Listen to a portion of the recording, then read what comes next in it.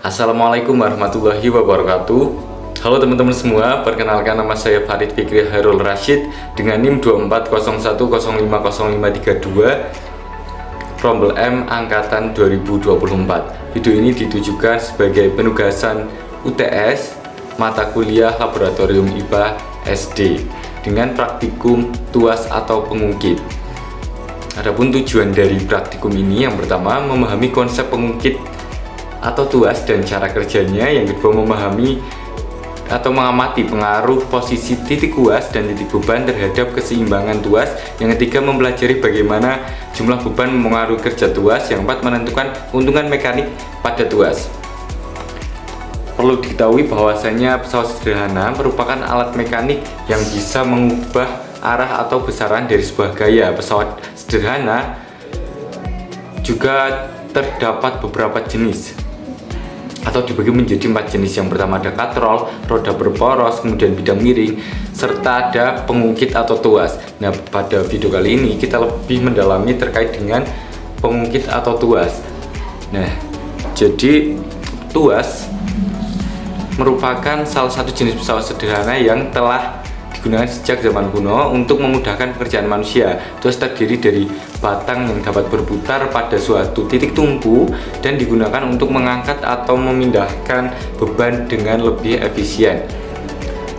Adapun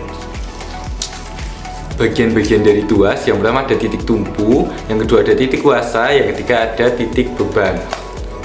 Kemudian alat dan bahan yang digunakan dalam praktikum ini, yang pertama ada penggaris ukuran 30 cm.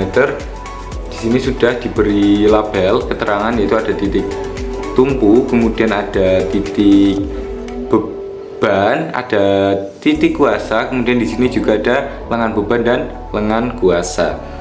Yang kedua ada botol minum, di sini sebagai penyangga nantinya. Ini yang ketiga, untuk bebannya kita menggunakan permen sebagai bebannya. Kemudian kita juga menyediakan alat tulis untuk mencatat hasilnya nanti. Adapun cara kerjanya, yang pertama kita siapkan terlebih dahulu alat dan bahan yang akan digunakan serta menyiapkan tempat yang akan kita gunakan untuk melaksanakan praktikum ini. Adapun langkah pertama dalam kegiatan praktikum ini yaitu kita menyiapkan seluruh alat dan bahan yang akan digunakan. Di sini kita sediakan penggaris, kemudian botol sebagai penyangganya.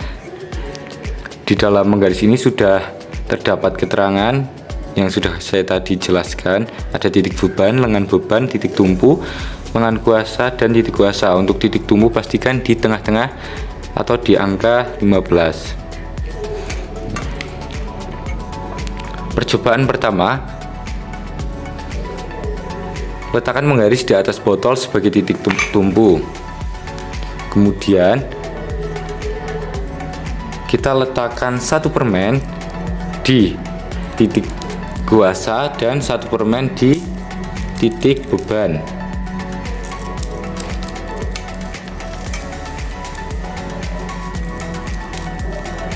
Nah, maka penggaris akan seimbang dengan beban yang sama.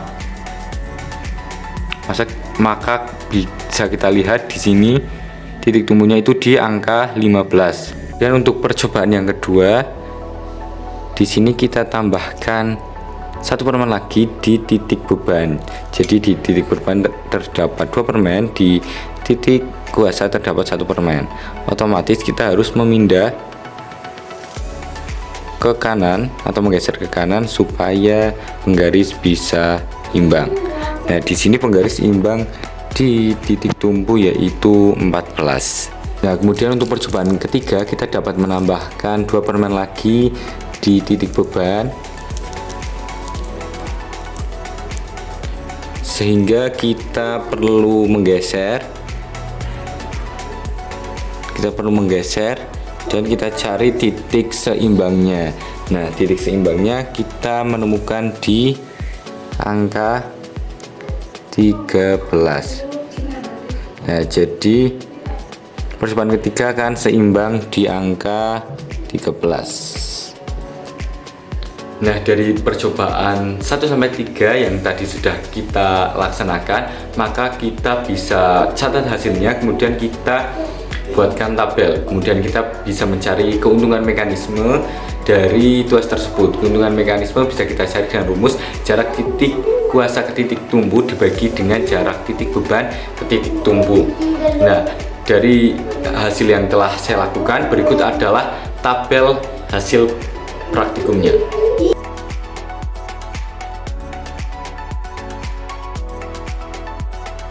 Nah, itulah tadi praktikum terkait materi pesawat sederhana, khususnya pengungkit atau tuas. Kesimpulannya bahwasanya tuas atau pengungkit seringkali digunakan dalam kehidupan sehari-hari dan sangat bermanfaat dalam kehidupan sehari-hari. Titik keseimbangan tuas juga dapat dipengaruhi oleh beberapa faktor. Di antaranya ada titik beban, jumlah beban, kemudian jarak antara titik beban ke titik kuasa.